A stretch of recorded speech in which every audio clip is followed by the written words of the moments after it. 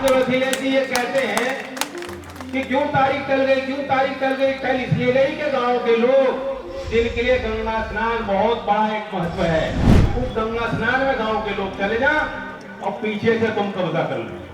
यही आपकी मंशा जग जाहिर हो चुकी है। लेकिन ये प्रत्याशी मेरी नहीं है, ये प्रत्याशी चौधरी अजीत सिंह जी की है, जिन्होंने इसको पहली बार चुनाव उपचुनाव है। जब आम चुनाव होता है तो लोगों को मालूम होता है जो सरकार में है उन्होंने क्या काम किया, जो सरकार में आना चाहते हैं वो क्या करना चाहते। ये वैसा चुनाव नहीं है, ये असाधारण चुनाव। आपको इसलिए आपकी जिम्मेदारी बन जाती है कि ज्यादा वोट पड़े। ठीक है, वो लोग जो काम हुए हैं उससे भी जुड़े हैं। मोरना मिल का विस्तार हो पाया है और आगे और होगा। जैसे यहाँ क्षेत्र की आवश्यकता होंगी, बढ़ेंगी किसानों की। एक तरफ वह लोग है, सरकार है जो यहाँ तीर्थ विकास परिषद की बात कर रही है और सामने वाले कह रहे हैं कि मेले में गांव के लोगों को जाके नहान दो और पीछे पीछे चुपके से चुनाव करा लो। यही तो मंशा थी। आज वसीले जी ये कहते हैं कि क्यों तारीख टल गई, क्यों तारीख टल गई। टल इसलिए गई कि गांव के लोग जिनके लिए गंगा स्नान बहुत बड़ा एक महत्व है, महत्वपूर्ण एक हमारा त्योहार है, हमारी परंपरा का हिस्सा, हमारी पहचान का हिस्सा है, उस गंगा स्नान में गांव के लोग चले जा और पीछे से तुम कब्जा कर लो। यही आपकी मंशा जग जाहिर हो चुकी है, जनता के सामने आ चुकी और पूरे पश्चिमी उत्तर प्रदेश में मनाया जाता है त्योहार। चौधरी चरण सिंह जी तो वहां जाके कैंप में कई बार सीधा संवाद कर चुके थे। चौधरी अजीत सिंह जी जाते थे, मैं जा चुका हूं। जिंदाबाद, हमारा नेता कैसा हो, चौधरी जैसा हो। जो त्योहार को ही नहीं समझते कुछ, उनके नजर में त्योहार नहीं, त्योहार के समय चुनाव होता है क्या? कभी हो सकता है, कभी हो नहीं सकता, ना होना चाहिए।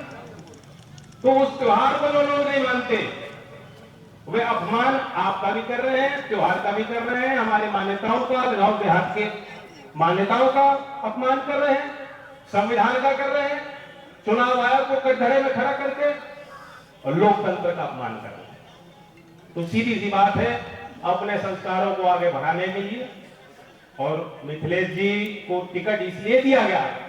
बहुत लोग टिकट मांग रहे थे, मैं ये नहीं कहता कि वो लायक नहीं था, सब लोग लायक थे, सबकी अपनी अपनी मेहनत और पृष्ठभूमि और योगदान है और मेरे लिए सबसे कठिन निर्णय होता है।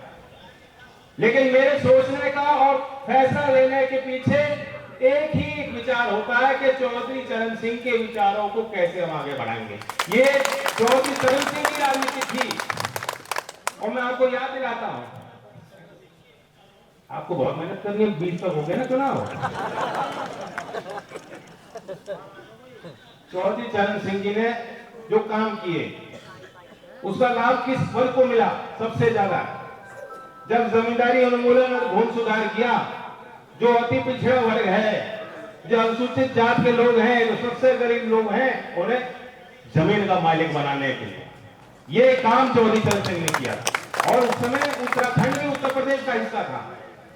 कुमाऊं के क्षेत्र के बड़े बड़े दिग्गज नेता कांग्रेस में सब थे, गोविंद जी पंत जी और नारायण दत्त तिवारी जी जो मुख्यमंत्री बने, सबने इस बात का विरोध किया कि कुमाऊं क्षेत्र के जो जोतदार हैं वो जमीन के मालिक ना बन पाए।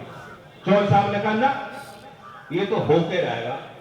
और उत्तराखंड के भी अब आपके काम यहाँ आते जाते रहते हो। उत्तराखंड में आप कुमाऊं क्षेत्र में जोतदारों में अगर आप कोई गिनती करोगे, सबसे ज्यादा लाभ उस फैसले का अति पिछड़ा समाज और अनुसूचित जाति के लोग। एक झटके में पटवारी हटा दिए थे और कभी नई भर्ती होगी, उससे पहले पटवारी कभी कोई अति पिछड़ा समाज का होता था क्या? कोई ऐसी का बन सकता था पटवारी? कोई नहीं होता था। वो तो पैदाइशी में पद थे, पैदाइशी में मिलते थे। चौधरी साहब ने कहा जो नई भर्ती होगी उसमें आरक्षण दिया जाएगा। 1963 में चौधरी साहब कृषि मंत्री थे। कृषि मंत्री में उन्होंने कहा कि जो चतुर्थ श्रेणी की भर्ती है कृषि विभाग में, वन विभाग में, पशुपालन विभाग में, वो सारी की सारी नौकरियां जो है वो अति पिछड़ा वर्ग और एससी के लोगों को ही दी जाएगी। चौधरी चरण सिंह बन रहा है।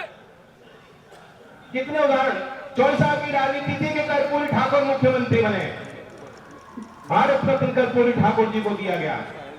ये सारी चीजें ये चौधरी चरण सिंह के सामाजिक और राजनीतिक जो उनके दृष्टिकोण था देश के लिए, ये उसका नतीजा है, सीधा नतीजा है। इसलिए उसी बात को आगे बढ़ाने के लिए मिथिलेश की महिला भी है, हमारी महिला नेत्री भी यहाँ मौजूद है। महिला मतदाता कम आई है, लेकिन मैं उम्मीद करता हूं कि क्योंकि मिथिलेश जी महिला है, वो घर में घुस के वोट मांग सकती हैं, वो जाएंगी, सब मिलकर प्रयास करें। मैं ये बात कहूंगा आखिर में कि मिथिलेश जी के चयन के पीछे मिथिलेश जी को सिंबल तो मैंने दिया है क्योंकि अब मैं अध्यक्ष हूं दल का, लेकिन ये प्रत्याशी मेरी नहीं है, ये प्रत्याशी चौधरी अजीत सिंह जी की है, जिन्होंने इनको पहली बार चुनाव में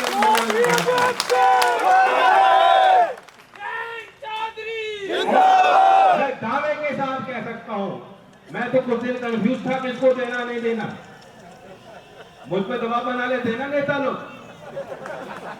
चौधरी अजीत सिंह जी न मानते थे, उस टाइम तो बस भर के आ जाते थे लोग, वही डेरा डाल के घर पे ही, रात में भी बैठे हैं, सुबह भी बैठे हैं, घेर के रखा, लेकिन चॉइस आप नहीं करते थे, जो उनके मन की वही किया करते। मैंने तो ये सोचा चौधरी अजीत सिंह जी होते कोई डाउट ना होता, 1 2 2 कहते मिथिलेश पाल लड़ेंगे। आज चौधरी अजीत सिंह जी होते तो नेट में कह देते मिथिलेश लड़ेंगे। मैं यही मुझे ध्यान में था, उसी बात को आगे बढ़ाने के लिए 2.5 साल पहले मिले थे और 2.5 साल एक बार फिर मिथिलेश को मौका दे दो और लोकदल को ताकत दो, एनडीए को ताकत दो। प्रधानमंत्री जी जो आज किसान और नौजवान के लिए, सभी समाज के लोगों के लिए करना चाहते हैं, उसे ताकत दो।